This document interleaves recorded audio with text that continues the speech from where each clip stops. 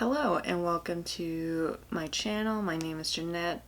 This is a channel where I talk about movies, TV shows, documentaries, and books. Today I want to talk about the new Hulu documentary that just came out, I think earlier this month, called WeWork, or The Making and Breaking of a 47 Billion Unicorn. Before we get started, like and subscribe for more content. So my thoughts on the documentary, I would say it has a similar style to the documentary of the Fire Festival from Netflix, where it focuses on the CEO and then has a bunch of people that either worked with the CEO or attended the events. In this documentary, it focused more on the CEO, Adamneumann, his lack of professionalism, and his need of partying. However, the documentary interviewed journalists, a former lawyer, former employees, and a few tenants and people who were renting out desks or spaces, and any outsiders who just watched the startup company skyrocketed before crashing. First off, it brings up the party event Adam tried to promote in WeWork. And first off, I didn't know that the idea of partying was after Adam watched Animal House and The Gong Show, and he believed that a workplace should be a party house or a place to have fun, which I totally understand, but I feel that Adam fell for the whole Hollywood idea of how life should be and how a workplace environment should be, because he's from Israel, and then because he watched Animal House and The Gong Show, he has this whole idea that this is what a workplace environment should be. We should have fun, we should be partying, we shouldn't be focused on the numbers or how to run a business. So I thought that was interesting. When they were describing WeWork, most of the people interviewed talked about how there was unlimited beer at the commerce areas, which in my opinion may have potential risk of a lawsuit and to promote alcoholism and drunk driving.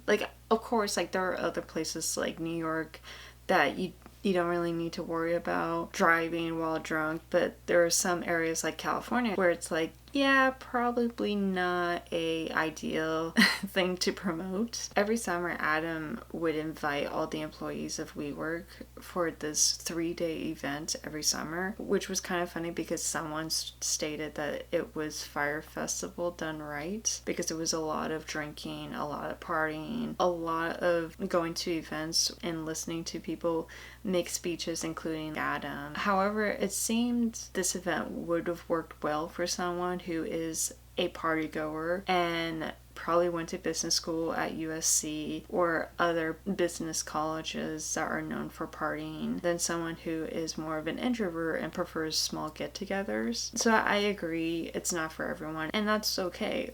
That's totally fine. And even one of the former employees talked about how he didn't have a great time during the first summer event that he went to and wanted to skip the second event. However, I don't know if it was his boss or just a manager or just an HR person, but she said that oh, I totally understand, but it's still mandatory, and he ended up having to go and attend all these speeches, all these mandatory events, while being told what authenticity is. There was a former lawyer that even stated that they had tracking bracelets during the events that everyone had to wear because I guess they wanted to make sure that everyone was attending the mandatory events. The documentary talked about other branches that Adam wanted to build within the WeWork brand. He created several subdivisions, including WeLive, which was a communal living situation,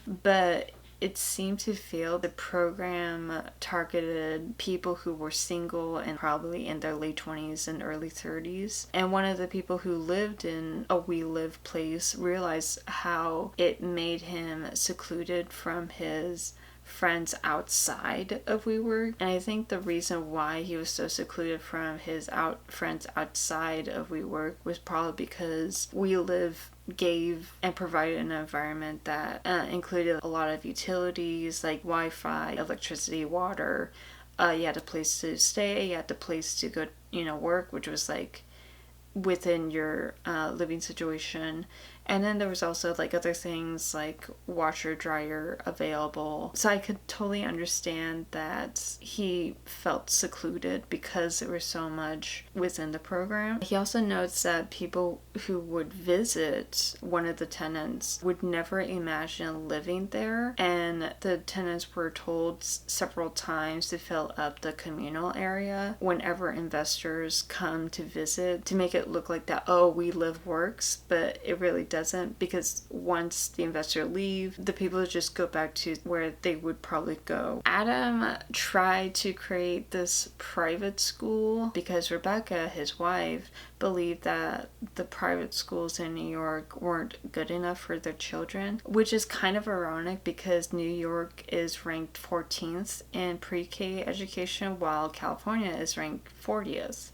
So I mean, like, it's not that great, but it's a lot better than California and probably some other states. And even like the former lawyer for the company talked about how Rebecca, when she came up with this idea of having this private school for their children, it kind of showed how she came from a society that doesn't know that there are people in poorer conditions than her, and she just feels like, oh, like my child's not good enough for an elite private school in New York, so I gotta make my own private school that's like $30,000 to $40,000 per tuition. In my opinion, I think like that it's probably because she may have gotten notes from her cousin Gwyneth Paltrow, but who knows. When Adam would hire people, he would give his new employees stock options with the promise that they will earn millions of dollars once the company goes public. However, the former lawyer explains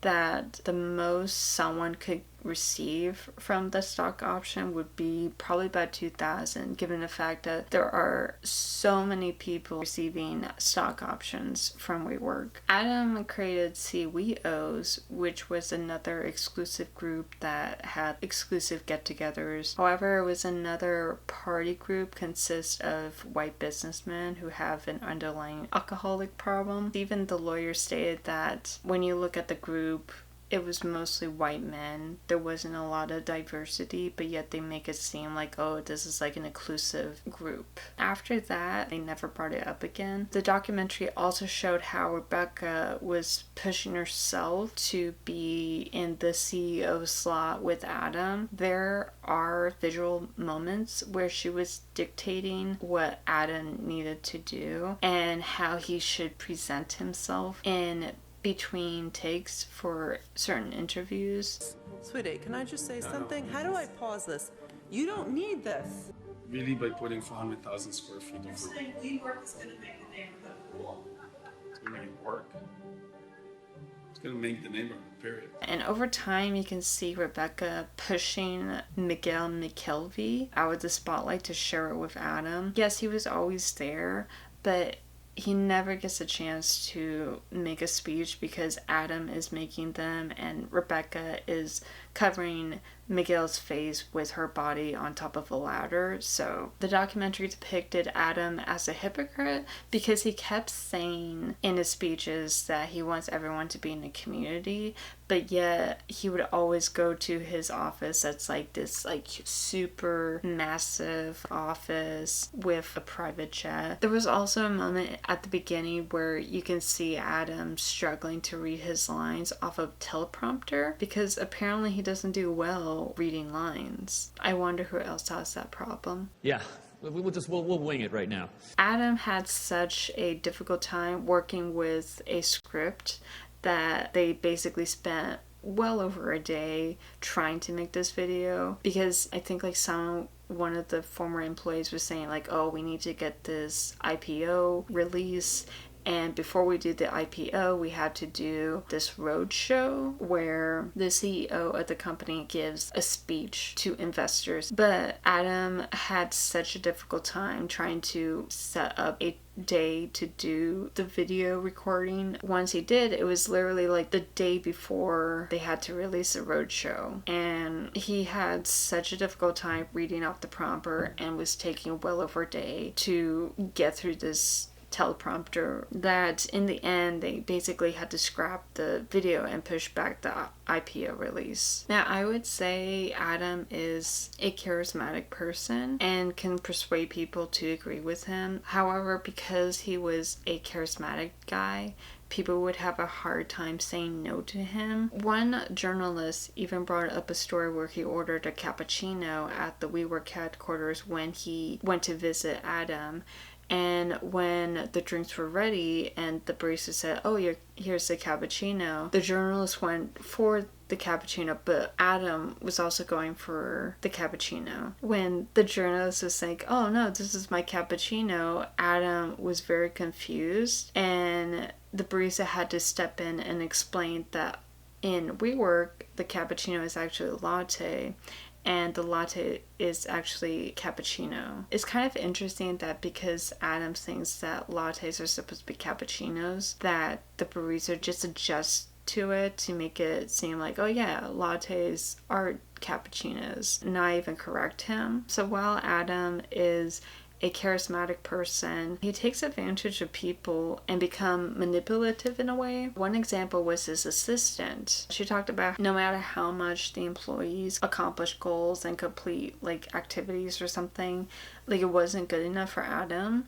And he kept wanting to think bigger because he wanted his workers to do more. And she even brought up the time where she was having like a meeting with Adam. And even though he tells her that she's doing great, he does mention that, oh, you're not as great as this woman who was walking by them. He said that the woman is pretty and that his assistant can be as pretty as her if she wore prettier clothes and has better makeup. This caused the assistant to feel like that she is unwelcome in the environment and at WeWork, and felt that the environment was very toxic. So the main reason why WeWork was overvalued was due to the fact that Adam was making it seem like that they were making more for profit than what they were losing, and that they would use a lot of the expenses that they would use and they would just kind of add it to the profit but not add it to the debt. Another one was that Adam was renting out spaces in old buildings in order to rent out desks. So WeWork would create these like long-term contracts with landlords with a fixed rent. If there's like a high demand of people renting out desks for their businesses, we would make a profit because there's more people, thus they can raise the price. But if there's not a demand as a result of like a recession or a pandemic, the company is left in debt, which I feel why WeWork backed out of their IPO, because if the company goes public, they had to release real numbers and actually show their value. Hello, Editing Jeanette here. I realized that when I was editing this video that from this point in the recording, my neighbor decided to take a shower, so it ruined the audio for the rest of the recording. So I am just going to record the audio from now. The reason why WeWork was overvalued was the fact that they were placing their expenses and labeling them as profit rather than as debt. Multiple people, from journalists to the former lawyer to even experts in Wall Street, were arguing that this company is overvalued because they felt that it was more of a real estate company. And even one of the experts stated that the real estate industry isn't a huge growth. And to be honest, I felt that WeWork was a great idea given the fact that we were entering in a gig economy and there were not necessarily a demand in renting huge office spaces, and that there was more small businesses or companies that were only taking in maybe like 10 people or less. And I think it would have been successful if WeWork started off and maybe just kept it on a small scale, maybe owning 2 buildings and eliminating non-essential items such as alcohol on tap and throwing lavish parties for people, especially the summer 3-day weekend events. Also, they should have focused more on creating network parties or creating a group in the company to help smaller businesses to network with each other, because I think by doing that it would cause people to not only rent out the spaces longer but also encourage outsiders to sign up for these office spaces. And I can understand that Adam didn't want to make WeWork as a boring place, but that's kind of the point of running a business, especially running a quote-unquote real estate business. It's boring. You have to deal with expenses, payroll, taxes, maintenances, IT security, human resources, and so much more. And I think he probably didn't want to deal with that, and I think he wanted more to just kind of like talk and be kind of like someone that people could look up to rather than actually doing his job as CEO. But that's just my opinion. I think the documentary was decent. After watching this documentary, I didn't realize there were so much connected to WeWork. I didn't know they had WeLive, and I also didn't know that they owned or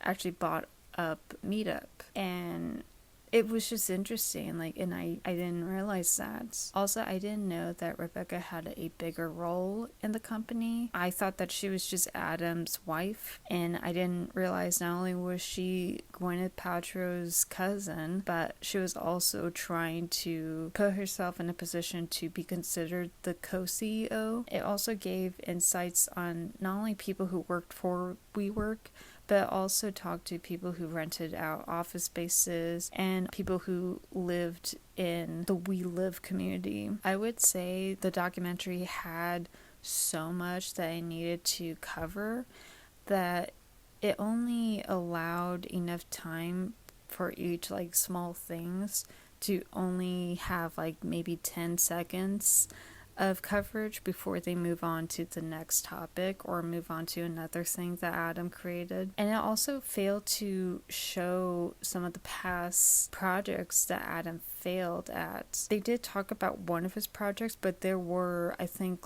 2 more projects that he worked on before he created WeWork. And I think if the documentary was pitched more as a limited series, I feel that it would have enough space to kind of explore more about WeWork. Overall, I would give this documentary an 8 out of 10. There are other media that talk about WeWork. There's this one YouTube channel called Cold Fusion that talked about WeWork in, I believe, 2 episodes. There was also a podcast from Wondery called WeCrashed, and on that podcast it focused more on former employees and their experience working there. It is a little bit different from the documentary. I think they had several people who were in the documentary, but they talked about different things from what they talked about in this documentary. And it also did bring up Adam's past projects that he tried before he created WeWork. That is it for this video. I feel that I would probably post